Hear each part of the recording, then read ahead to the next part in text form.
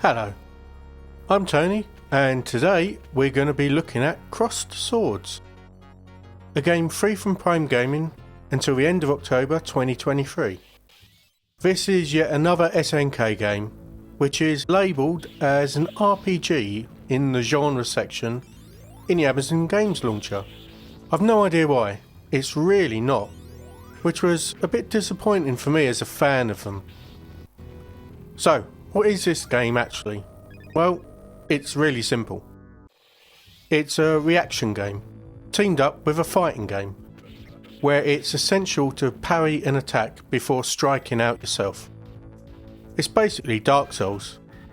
I mean, look at it, no wonder Amazon called it an RPG. In all seriousness, it's a colourful if blocky old Neo Geo game. For those that don't know, the Neo Geo was a really powerful console that very few people outside of Japan bought, that ran games that looked like it came from an arcade, which was amazing back then. Nowadays the graphics don't look that great, and the animations are very limited. The sound effects are simple samples, and the music is okay but a pretty repetitive loop. Gameplay is also limited. You can play on keyboard or a controller. I chose controller, so I'll talk about controls from that point of view.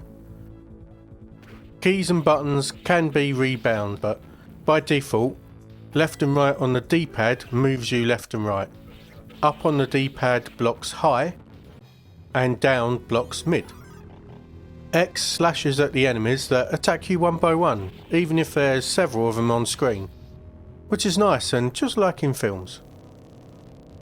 A uses your magical attack, which varies according to the weapon you're using.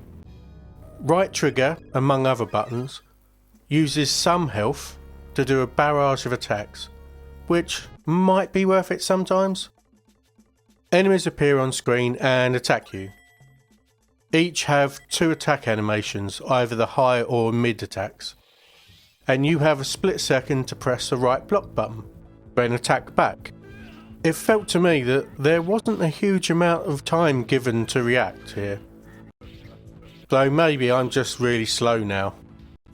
I wasn't very good at that. If you do parry an attack, it leaves them open for a few attacks of your own. The very first attackers don't need to be parried at all, but as you move through the very confusing level structure, more enemies are introduced, which are often just recolours of existing ones, that have multiple attacks that can really chunk your health if you miss the first parry. There is some variety here, including monsters that attack you from out of range of your sword, but they quickly get recycled back into the game. Vanquished foes can drop health or magic charges, which are obviously helpful, and gold, which initially is not. However, if you do complete a stage, you get an option to see a shopkeeper, who offers health restores and the choice of very expensive weapons, each of which offer different magic weapon options and I think more damage. The game offers 8 difficulty levels, 1 to 8, which don't appear to give you any extra time to block an attack, but you lose less health each time you get hit. Also in options are a good range of screen resolution choices, with some more preference options if you're having issues with things like flicker. You've also got the option to play the game with 2 players, where you can share a keyboard, or you can decide who gets to use a controller. My advice though is maybe don't subject a friend to this game, if you want to keep them as a friend.